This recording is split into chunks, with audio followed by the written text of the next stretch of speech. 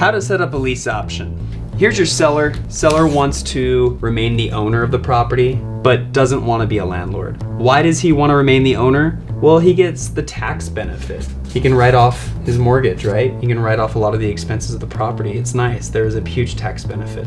Maybe the seller still wants to earn an income. Maybe the seller has an FHA loan or any other loan that doesn't allow you to take over payments. Maybe he would be open to a subject to or a wrap deal or any other seller finance deal, agreement for sale, but he can't because it's FHA or a loan that doesn't allow it. Maybe the seller is tired of being a landlord. A lot of times they're tired of being a landlord, but they still want to earn an income. How do you earn an income without doing any of the landlord duties? We set up a lease option deal with your boy, right? So what you're gonna do is you're gonna show up and you're gonna figure some stuff out. You're going to find out what the monthly payment is. It might already be a rental. If it's already a rental, you wanna find out what it's renting for. You wanna find out what price the seller would sell for. Maybe the seller says, hey, I'll sell this property only for, $250,000. That might be retail, that's okay. With a lease option, you have a lot of flexibility, just remember that.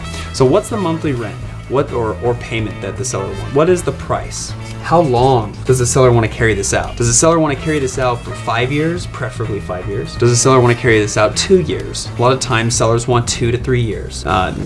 Actually, more often than not, they want 1 year, but you have to be realistic with them. No, it's going to take longer than 1 year for a tenant buyer to qualify. Let's talk about how we introduce that to the seller. So what I typically tell the seller is, I can offer more. The seller's happy to hear that. If you can offer more, the seller's gonna ask you questions. How? You're gonna start explaining, I would like to rent to own. This is the preliminary phrase that I use. After I get into the door of the home, then I explain that this is a lease with option to buy. It's a lease option, but for now, I say rent to own. Seller says, okay, cool.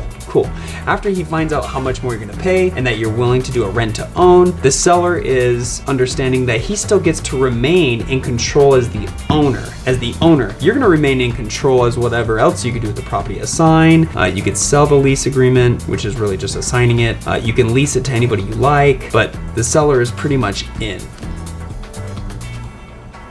So in this case, I'm going to give my seller the price he wants. Very similar to the subject to or the wrap deal that we put together. We're gonna give the seller his price. He wants $180. No problem, I can do that. After giving him $180,000, at the end of 5 years, I'm gonna figure out what he wants to earn monthly. He says, I'd really like $800. Excellent, we can do that. We do $800. You try to negotiate him as low as you can. You do the best you can, but whatever happens, you always put it on paper and lock up the deal, no matter what. So the seller shows up and he signs it, and along with you sign it as well. And like I said before, you have many options with this document. This paper is a lease option agreement. Now, this is more of a letter of intent than a real agreement. It is an agreement that he signed. It's a letter of intent that he's open to it. So you're going to convert this opportunity into 2 separate documents. This is a lease agreement. This is a purchase agreement, okay?